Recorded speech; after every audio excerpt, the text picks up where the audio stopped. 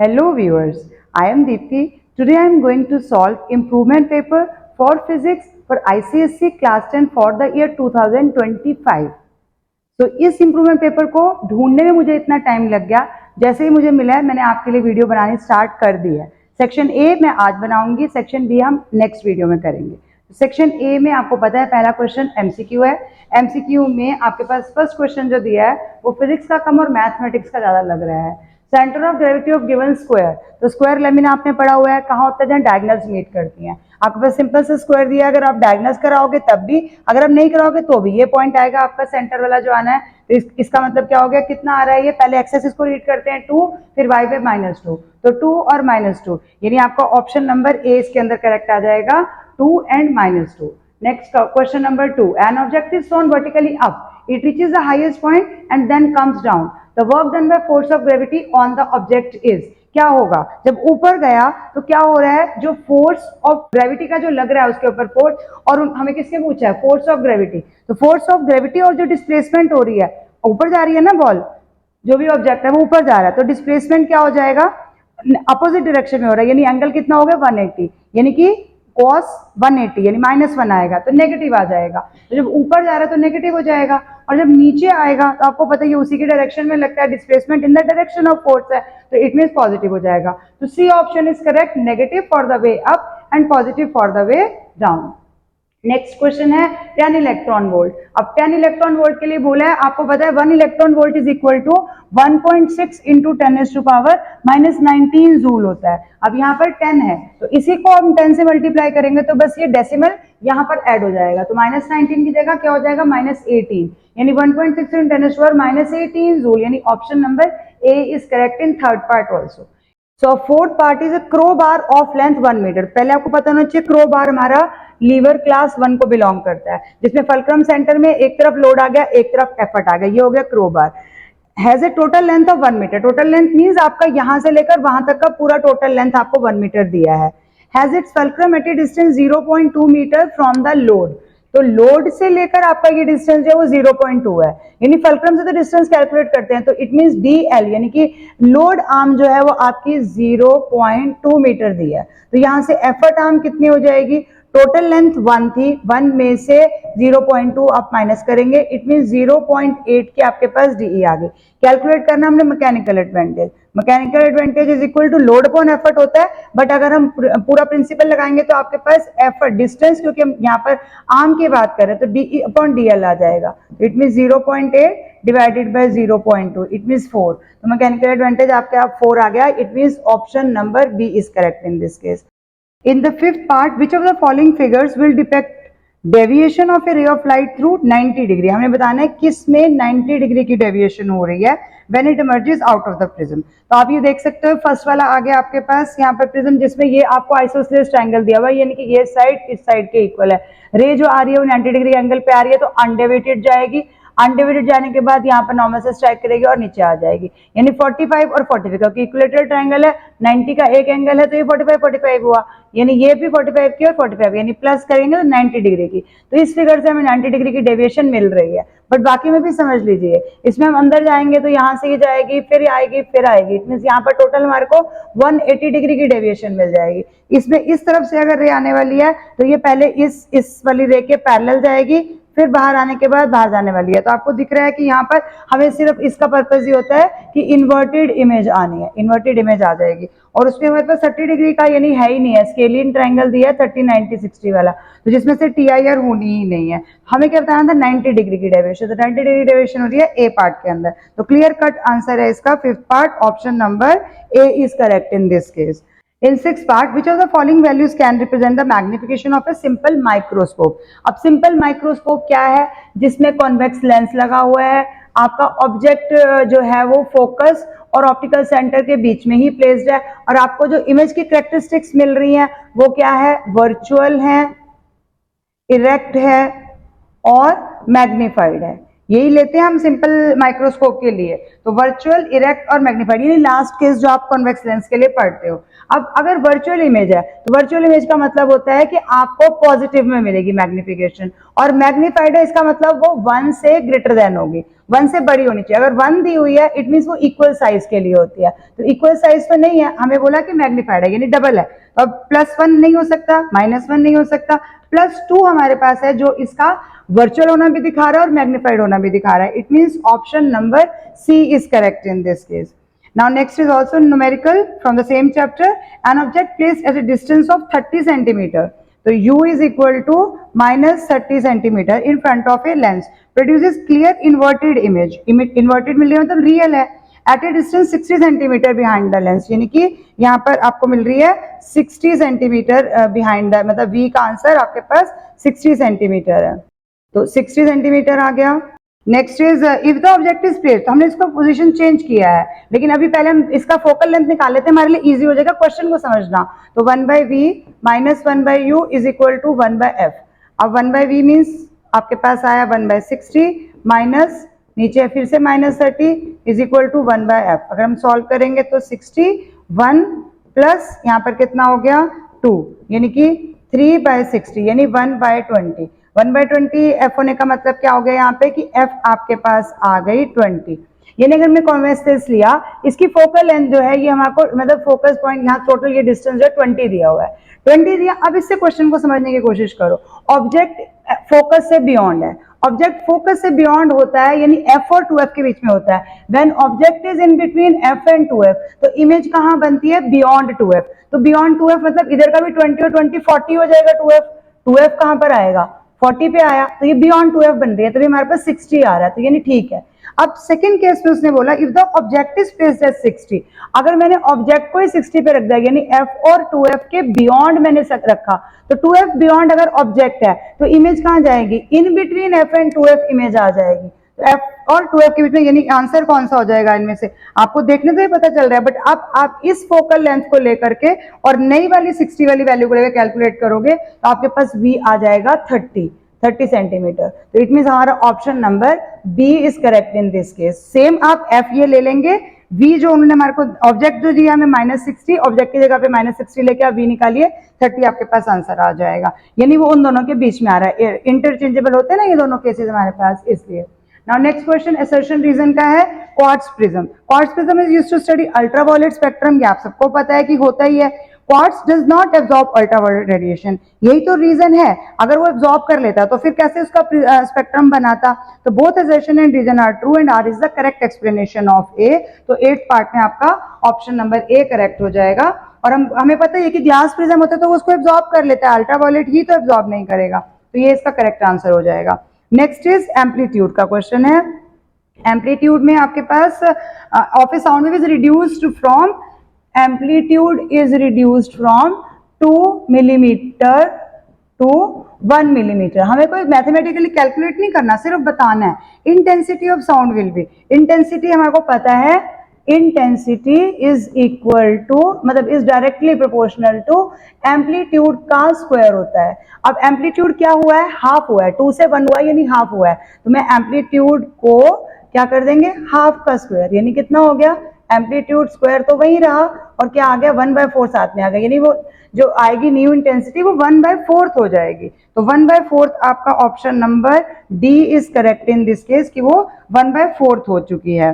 Now next is new international convention का question है colour coding का। तो लाइव, न्यूट्रल और अर्थ की, तो आपको पता है इसमें से लाइव वायर ब्राउन कलर की ही होती है, तो ब्राउन कलर में तो आपका कहाँ हो गया, इसमें आपका ऑप्शन नंबर कौन सा आ जाएगा जिसमें ब्राउन लिखा है, तो लाइव ब्राउन है, न्यूट्रल ब्लू है, अर्थ येलो, यानी कि आपका सी ऑप्शन करेक्ट हो जाएगा इस केस के अंदर। नेक्स्ट है an alloy constant has resistivity 5 × 10⁻⁷ ohm metre है at 25 degree Celsius, temperature room temperature ही ऑलमोस्ट दिया हुआ है। If the temperature of this alloy is increased to 50 degree Celsius, then its resistivity will be कितनी हो जाएगी। अब हम इनको यूज क्यों करते हैं, कॉन्स्टेंट एलॉय है, एलॉय का मतलब ही क्या है कि नेग्लिजिबल इफेक्ट पड़ेगा उनके ऊपर टेम्परेचर के इंक्रीज करने से, रेजिस्टिविटी पे कोई फर्क नहीं पड़ेगा। वैसे तो रेजिस्टिविटी डिपेंड करती है, मेटल्स के लिए बात करेंगे तो करती है, लेकिन एलॉयस का यही तो पर्पस होता है यूज करने का कि नहीं करनी चाहिए। तो 11th पार्ट में हमारा जो क्वेश्चन में दिया 5 × 10⁻, यानी बी ऑप्शन ही करेक्ट हो जाएगा, क्योंकि वही रेजिस्टिविटी रहेगी, चेंज ही नहीं होगी, क्योंकि उसका इफेक्ट चेंज इन टेम्परेचर पे नेग्लिजिबल रेजिस्टिविटी पे इफेक्ट रहता है, क्योंकि एलॉय यूज किया है हमने इसके अंदर। तो option number B is correct in this case. Next आ गया करंट कैरिंग सर्कुलर लूप। अब इसमें करंट कैरिंग लूप है आपके पास in a horizontal plane as shown in the diagram. Which of the following is the correct sentence statement with respect to direction of magnetic field lines of force? अगर आप देखेंगे तो ये हमें दिखाया गया है कि सर्कुलर लूप है जो हॉरिजॉन्टल प्लेन में है, तो इस तरह से है, तो इस तरह से पे आपको अपना लगाना है यहाँ पर right hand thumb rule. Right hand thumb rule आप लगाएंगे तो अपना राइट हैंड थंब रूल के राइट हैंड को खोला आपने, लगाकर देखना है तो एक्स और वाई आप इसको बीच में सोचेंगे कि ये कंडक्टर आ रहा है, ये एक तरफ हो गई और वाई दूसरी तरफ हो गई, तो एक्स और वाई दोनों पे बताना है। तो आपका करेक्ट आंसर आ जाएगा ऑप्शन नंबर ए, यानी कि एक्स पॉइंट पे अपवर्ड जाएगा और वाई पॉइंट पे डाउनवर्ड जाएगा। यहाँ पर आप राइट हैंड थंब रूल लगाकर चेक करेंगे तभी आपको पता चलेगा। 13th part, for a body of mass m, the relationship between the heat capacity C dash and specific heat capacity, यानी कि C dash का क्या हो जाता है relation, m into C, it means option number A is correct in this case। तो यहाँ पर आपका ये ऑप्शन नंबर A आ गया। In 14th part, a piece of cake and watermelon of the same mass are taken out of the freezer at the same time। हमने cake भी बाहर निकाला, वाटरमेलन भी बाहर निकाला, दोनों का मास सेम दे दिया। Which of the following statement is correct? Cake and watermelon will attain the room temperature at the same time, दोनों इकट्ठे गर्म हो जाएंगे, रूम टेम्परेचर मतलब ठंडे हो गए ना, फ्रीजर से टेम्परेचर से कम आ गया है। Watermelon will attain the room temperature faster और cake will attain the room temperature fast, तो यहाँ पर सी ऑप्शन करेक्ट होगा, cake will attain the room temperature faster. अब वाटरमेलन में क्या है, वाटर है, वाटर की स्पेसिफिक हीट कैपेसिटी क्या होती है, हाई होती है, यानी कि वो टाइम लेगा रूम टेम्परेचर तक पहुंचने के लिए। लेकिन केक के इंग्रेडिएंट्स क्या है, शुगर है, फ्लोर है, वो ऐसे इंग्रेडिएंट्स है जिनका हीट कैपेसिटी लो है, तो लो हीट कैपेसिटी वाले क्या होंगे, जल्दी से रूम टेम्परेचर पे आ जाएंगे, ठंडे भी जल्दी हो जाएंगे, गर्म भी जल्दी हो जाएंगे। लेकिन वाटरमेलन वाटर की वजह से धीरे धीरे ठंडा होगा और धीरे धीरे गर्म होगा, तो इट मीन्स आपका ऑप्शन नंबर सी करेक्ट हो जाएगा इस केस के लिए। Now during beta emission the parent and daughter nuclei will be, क्या होता है बीटा इमिशन में से, -1 E0, यानी जो चीज बनेगी, जो पेरेंट है और डॉटर न्यूक्लियस है, क्या रिलेशन हो जाएगा उनके बीच में, वो दोनों आइसोबार्स आ जाएंगे। आइसोबार्स का मतलब होता है कि सेम मास नंबर रह जाएगा और डिफरेंट उनका एटॉमिक नंबर आ जाएगा। With this MCQ are over. Now coming to question number 2 which is fill in the blanks. Now complete the following by choosing correct answer from the bracket. The ideal mechanical advantage of single movable pulley is, क्या होती है, 2, 2 नहीं दिया, less than 1, more than 1, equal to 1, it means more than 1, तो आप fill in the blank में क्या लिखेंगे, more than 1, तो यहाँ पर आपका आंसर हो जाएगा more than 1। Now B part में if different colors of light strike a rectangular glass block at some angle of incidence then maximum lateral displacement will be shown by, lateral displacement किस पे depend करती है, हमें lateral displacement के factors देखने हैं। अगर हमें फैक्टर्स पता है तो हम आराम से बता सकते हैं। वॉयलेट कलर होता है ओरिजिनली, लेकिन यहाँ पर वॉयलेट नहीं है तो हम ब्लू कलर लेंगे, तो हमारा बी डैश के अंदर आ जाएगा ब्लू कलर, क्योंकि वॉयलेट दिया नहीं हुआ, अदरवाइज हम वॉयलेट ही लेते, क्योंकि हमें पता है कि lateral displacement increase with decrease in wavelength, तो वेवलेंथ सबसे कम इसी की हो जाती है, लीस्ट वेवलेंथ वॉयलेट कलर की होती है, बट गिवन ऑप्शन में से ब्लू है तो हम वही लेंगे। सी में 1 जूल इक्वल टू कितने कैलोरी होता है, कितने कैलोरी हो जाता है, 0.24 कैलोरी वाला ऑप्शन आपके पास करेक्ट आ जाएगा। Next is the hole in the right side of the socket is for connection to the dash wire. Socket है, सॉकेट में राइट हैंड साइड, सॉकेट का राइट हैंड साइड क्या हो जाएगा, राइट हैंड साइड मींस ये वाला side आपका किसके लिए हो जाता है, ये लाइव वायर के लिए। प्लग में लेफ्ट लाइव होता है और इसमें राइट लाइव हो जाता है। E part direction of induced current in the coil of AC generator is determined by, third वाला कौन सा है, फ्लेमिंग्स राइट हैंड रूल, तो ई पार्ट में आ जाएगा राइट हैंड रूल। फिर एफ है, in a nuclear reactor the fission reaction is initiated by bombardment with, किससे करवाते हैं, स्लो न्यूट्रॉन से करवाते हैं, तो एफ पार्ट में आ जाएगा न्यूट्रॉन। अब इसके बाद हम आ रहे हैं इसका part number 2, will the position of centre of gravity change, यहाँ पर ये 2 मार्कर क्वेश्चन है, चेंज होगी if a hollow sphere is completely filled with mercury, give a reason for your answer. अब centre of gravity of a hollow sphere कहाँ lie करती है, जहां उसका ज्योमेट्रिक सेंटर होता है, but when it is filled with mercury तो वो कहाँ लाई करेगी, जहां मर्करी का मास होगा, क्योंकि डिस्ट्रीब्यूशन ऑफ मास जो वो थोड़ा सा रीअरेंज करेगा, लगभग सेंटर के पास आएगा, we will read just below the original geometric centre, उसी के आसपास रहेगा। वैसे सर्टेनली हम कह सकते हैं कि थोड़ा सा नीचे आएगा, because mercury is denser than air, ये इसका रीजन बन जाता है। Third part, calculate the minimum distance needed in water to hear the echo. Echo के लिए परसिस्टेंस ऑफ हियरिंग आपको पता ही है, टाइम मींस 0.1 सेकेंड का गिवन है, और speed of sound in water जो है it is equal to 15 100 metre per second, ये आपको गिवन है। अब v इज इक्वल टू क्या फॉर्मूला होता है 2d अपॉन टी, या फिर हमें डायरेक्टली निकालना क्योंकि हमें तो d निकालना था, तो vt अपॉन 2। अब v कितना है 1500, t कितना है 0.1 अपॉन 2। डेसिमल को हटाना भी है तो हटा सकते हैं, फिर ये कैंसिल हो जाएगा, 2 से काटा आपने 75 और डिस्टेंस है तो मीटर, तो 75 मीटर अप्रोक्सीमेट डिस्टेंस होना चाहिए। वाटर के अंदर अगर हम चाहते हैं कि एको होनी चाहिए, जैसे हम रूम में या एयर में क्या कहते हैं कि 17 मीटर का डिस्टेंस सफिशिएंट है, लेकिन वहां के लिए नहीं है, वहां पर हमारे को 75 का चाहिए होता है। Next is question number 3। State the potential of wire connected to the right hand side terminal of the 3-pin plug and also state its color। तो अगर हम 3-pin plug को दिखाते हैं तो जनरली इस पोजीशन में दिखाते हैं कि हम उसको इंसर्ट करने वाले हैं। तो इस पोजीशन में अगर हम देखते हैं तो राइट हैंड साइड में हमारे पास कौन सा आता है न्यूट्रल वायर, लेफ्ट में प्लग के अंदर लेफ्ट में हमारा यही रहता है और राइट हैंड साइड में हमारा न्यूट्रल वायर आ जाता है। तो राइट हैंड साइड वाली में आपने लिखना है न्यूट्रल वायर, क्योंकि पहले उसने नाम पूछा, फिर पोटेंशियल पूछा, पोटेंशियल 0 वोल्ट, और फिर कलर भी पूछा, तो कलर इसका आ जाता है light blue. This is question number 3 part 1। Second is state two properties of magnetic lines of force around a straight conductor carrying current। अब स्ट्रेट कंडक्टर कैरिंग करंट का क्या आ जाएगा आपके पास, यहाँ पर पड़ी हुई है आपने ये वाली प्रॉपर्टीज की मैग्नेटिक फील्ड लाइंस जो होती हैं फॉर्म कंसेंट्रिक सर्कल, और उनका सेंटर कहाँ लाई करेगा एट द पॉइंट जहां पर वायर है, वो ही हमारा सेंटर हो जाएगा उन कंसेंट्रिक सर्कल्स के लिए। दूसरा आ जाएगा मैग्नेटिक फील्ड बिकम डेंसर, कब, जब हमने करंट की स्ट्रेंथ को इंक्रीज कर दिया। तो ये 2 पॉइंट्स दे सकते हो आप, कट नहीं करती वो भी लिख सकते हैं कि एक दूसरे को क्रॉस नहीं करती हैं। Now third is heat capacity of milk cooker is 450 joule per kelvin. Heat capacity आपको गिवन है इसके अंदर, C dash is equal to Q upon delta T का फॉर्मूला आपको इसके अंदर अप्लाई करना है।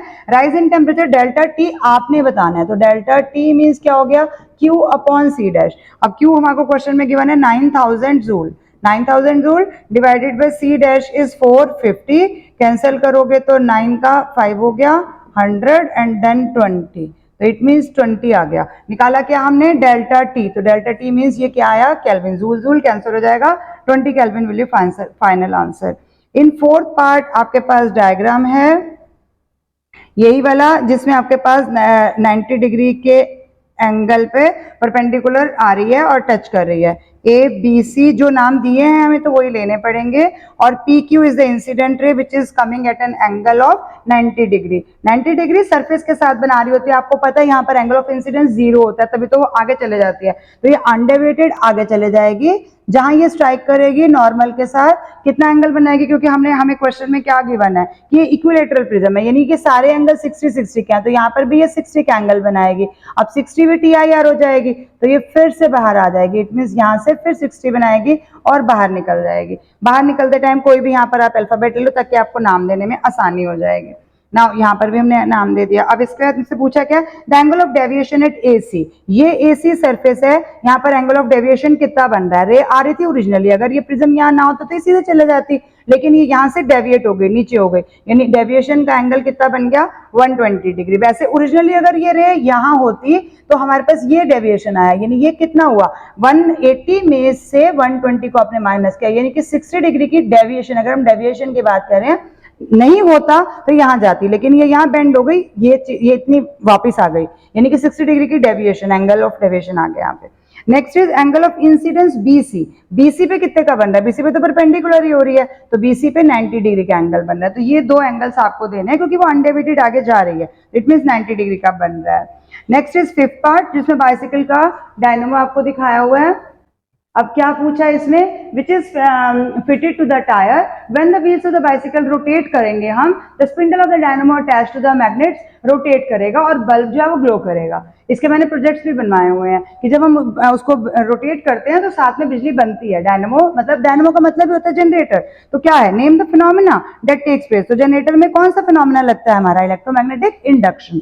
When the bulb glows while the person rides a bicycle, तो जब हम बाइसिकल को चलाएंगे तो इलेक्ट्रिसिटी जनरेट हो रही है और फिनोमेना है electromagnetic induction. What will be the effect on the brightness of the bulb when the rider increases the speed of bicycle? अगर आपने बाइसिकल की स्पीड बढ़ा दी यानी कि मैग्नेटिक फील्ड जो है वो जल्दी जल्दी चेंज होना शुरू हो गया, यानी कि करंट की स्ट्रेंथ चेंज हो गई, तो इंक्रीज हो गई, बी और आई डायरेक्टली प्रोपोर्शनल होते हैं, तो इट मीन स्पीड इंक्रीज होने से बल्ब की ब्राइटनेस ज्यादा हो जाएगी। इंक्रीज वर्ड आपने लिखना है कि बल्ब की ब्राइटनेस इंक्रीज हो गई, या यूं भी लिख सकते हैं कि बल्ब विल ग्लो ब्राइटर, बस ज्यादा आएगा ड्यू टू ग्रेटर करंट। और करंट ज्यादा क्यों है?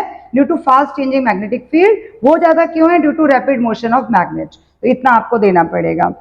Now in sixth part, define background radiation, give one internal या external कोई भी पूछ लेते हैं। तो background radiations कौन सी हैं? Radiations alpha, beta और gamma कोई भी हो सकती हैं, to which we all are exposed even in the absence of any actual radioactive source। हमें दिख नहीं रहा कोई भी actual radioactive source, लेकिन फिर भी हम उसके साथ exposed हैं, हमारे आसपास वो हर टाइम है, मतलब हम उससे बच ही नहीं सकते हैं, लेकिन उनकी डोज बहुत कम होती है, इसलिए हमारे लिए हार्मफुल नहीं है। ऐसा भी पूछा जा सकता है। अब इंटरनल में अगर हम एग्जांपल्स लेंगे तो K40 आ गया, C14 आ जाएगा और रेडियम भी आ जाएगा, तो ये सारे हमारे इंटरनल सोर्सेज में आ जाते हैं। Now in seventh part, astatine is a radioactive element. Study the graph given below. Number of protons versus the number of neutron. तो आपको पास number of neutron x axis पे दिए हैं, number of proton y axis पे दिए हैं। Astatine radioactive element है।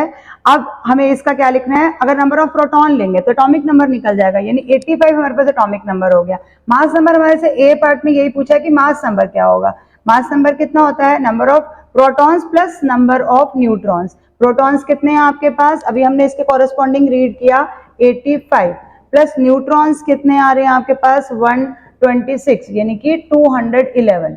तो ये इसकी कॉन्फ़िगरेशन हो गई 85 और 211। वहां में सिर्फ मास नंबर पूछा है तो हम 211 दे देंगे। Now coming to B part, which line on the graph will never pass to the position of daughter nuclei of any number, alpha beta और गामा इमिशन नहीं आ सकता, चाहे हम जितने मर्जी नंबर ऑफ ये ले लें। फिर हमने चॉइस भी बताना, तो अभी पहले हमें देखना पड़ेगा कि कौन कौन सी लाइन करेक्टली ली हुई है, तो एक एक लाइन करके हमें जस्टिफाई करना है।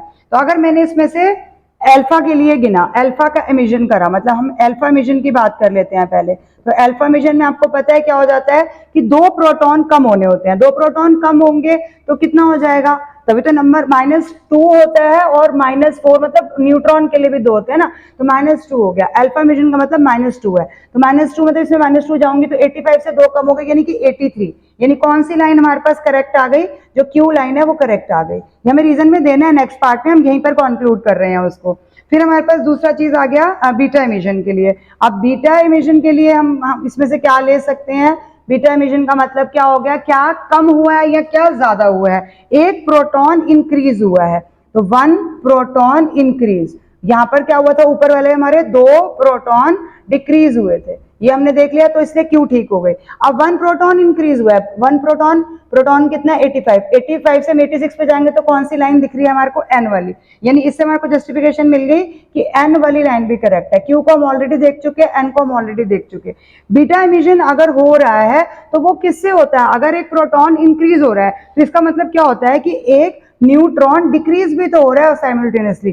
तो न्यूट्रॉन डिक्रीज होने का मतलब हमारे को न्यूट्रॉन के बैक आना है, यानी 126 से 125 पे आना है। तो 125 पे कौन सी लाइन जा रही है आपकी? एल वाली लाइन जा रही है। तो ये तीनों चीजें ठीक हो गई। अब लास्ट कौन सा बच गया हमारे पास? एम ऑप्शन बच गया, यानी कि एम ऑप्शन हमारा आंसर है, और एम ऑप्शन इसके अंदर वैसे नहीं दिया, उन्होंने पूछा है, तो एम हमारे पास करेक्ट आंसर आ जाएगा कि जो ठीक नहीं है। उसने बोला है कि which line on the graph will never pass to the position. क्यों नहीं हो सकता? अब उसका भी रीजन देखो कि एम क्यों नहीं करेक्ट है। एम आगे जा रहा है, एम आगे जाने का मतलब नंबर ऑफ न्यूट्रॉन इंक्रीज हो रहे हैं। अगर कोई चीज डिके हुई है तो नंबर ऑफ न्यूट्रॉन इंक्रीज कैसे हो रहे हैं? कम होंगे ना, इंक्रीज नहीं हो रहे हैं। -2 होता है, -4 होता है, या फिर +1 होता है, वो प्रोटॉन के लिए होता है, तो न्यूट्रॉन के लिए नहीं होता। तो न्यूट्रॉन इंक्रीज नहीं होगा, यानी वो जो एम लाइन है वो पॉसिबल नहीं है। ये आपने रीजन देना, give a reason for your choice. C part के अंदर आप इसके लिए पूरा रीजन यही वाला देंगे कि जब भी एक न्यूट्रॉन जो है वो चेंज होता है प्रोटॉन में तो इलेक्ट्रॉन निकलता है, तो न्यूट्रॉन में डिक्रीज बट न्यूट्रॉन में नॉट इंक्रीज। तो न्यूट्रॉन में इतना भी लिख दोगे तब भी हो जाएगा, न्यूट्रॉन में decrease but it will not increase, बस ये आ जाएगा। With this section A is over.